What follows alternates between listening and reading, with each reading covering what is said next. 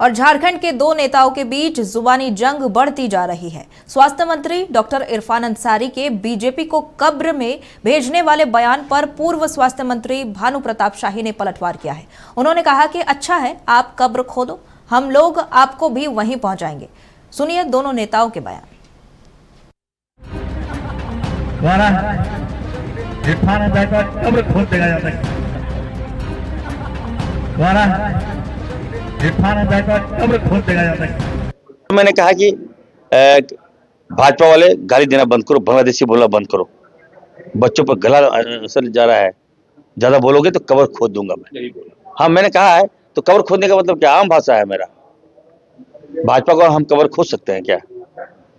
भाजपा तो हमें लगता है कि अमेरिका से ही बड़ा है भाजपा, अभी ट्रम्प से ही बड़ा है भाजपा, अभी ट्रम्प भी भाजपा पैर छू रहा है अभी।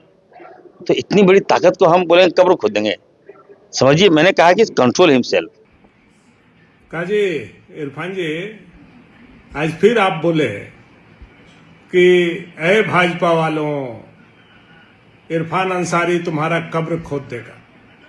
आपको तो मालूम है इरफान जी, कब्र में कौन जाता है और श्मशान घाट में कौन जाता है। हम लोग श्मशान घाट में जाने वाले लोग हैं, कब्र में जाने वाले तो आप हैं और कांग्रेस है। और ठीक है, आप कब्र खोदिए, जाएगा यही लोग और पहुंचाएंगे हम लोग। हम तो सोचे थे कि आप सुधर गए होंगे, सोच समझ करके नाप तोल करके बोलेंगे, लेकिन हमको लगता है आपका उचित स्थान जहां 4 दिन पहले आप गए थे 100 साल पूरा होने पर कांके का, वही स्थान आपके लिए सबसे उचित स्थान है।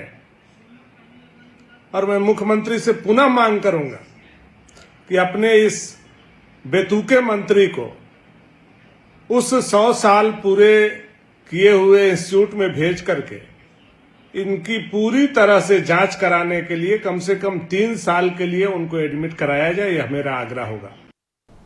इन दोनों नेताओं के बीच पहले भी जुबानी जंग हो चुकी है। आइए आपको सुनाते हैं 4 सितंबर की इनकी बयानबाजी। दवाइयों का पैसा 500 करोड़ रुपया घोटाला हुआ, उसके बाद भी आप देखिएगा कुछ बोलता है तो उसके जो सोशल मीडिया है दिल्ली से पूछ जाता है और उसके पक्ष में बोलता है। झारखंड की जनता उनके साथ नहीं है। जिस व्यक्ति ने स्वास्थ्य विभाग को बेचने का काम किया, अब वो मुझ पे आरोप लगा रहा है, जो नीट एंड क्लीन आदमी है।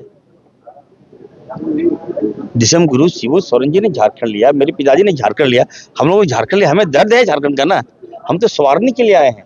लेकिन अनाप शनाप इस तरह घटिया निम्न स्तर की बात करके आप हमको कहते हैं कि नहीं इसको बांग्लादेश भेज देंगे, चप्पल खोल के भेज देंगे। अरे क्या है ये? मैं कुछ बोलूंगा तो बुरा नहीं लगेगा उनको। अब अगर भानु जी को जरा भी अगर लज्जा होगा तो हमसे नहीं टकराएंगे। अपना घर में रहिए ना भाई, जनता ने घर में बिठाया है, घूमिए फिरिए, और टिकट की आवश्यकता नहीं है तो बोलिए टिकट दिलवा देंगे हम। इरफान अंसारी जी का 7 फुसुत भी उतर के आ जाएगा तो हमको उत्तर प्रदेश भेज पाएगा। हमारे इतिहास, हमारे परिवार के इतिहास के बारे में उनको जानकारी है, हम कहाँ के रहने वाले हैं। हमारा परिवार सोनपुरा एस्टेट और खरवार राजा रोहतास, हम लोग मिल करके अकबरपुर में लड़ाई लड़े थे मुगलों से, हम उस परिवार के हैं। जसपुर हमारा परिवार है। ये क्या जानते हैं हमारे बारे में? हम लोग इसलिए कि हम लोग उत्तर प्रदेश बॉर्डर पर हैं, बिहार बॉर्डर पर है, इसलिए वो हमको उत्तर प्रदेश।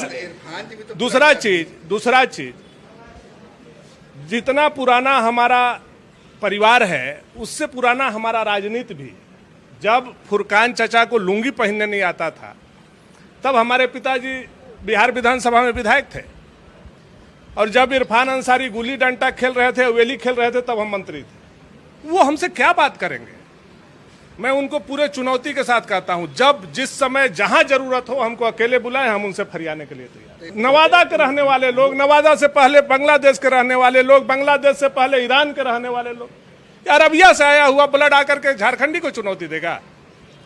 कभी बर्दाश्त नहीं किया जाएगा इरफान को। आज ठीक है, बने हुए हैं मंत्री, जितना दिन रह ले, हमको तो लगता है कांग्रेसी धक्का देकर इनको भगा देगा। आज रिम्स में क्या स्थिति है, प्रतिदिन आप लोग उसको दिखा रहे हैं और जनता तक आप लोगों के माध्यम से बातें पहुंच रही हैं।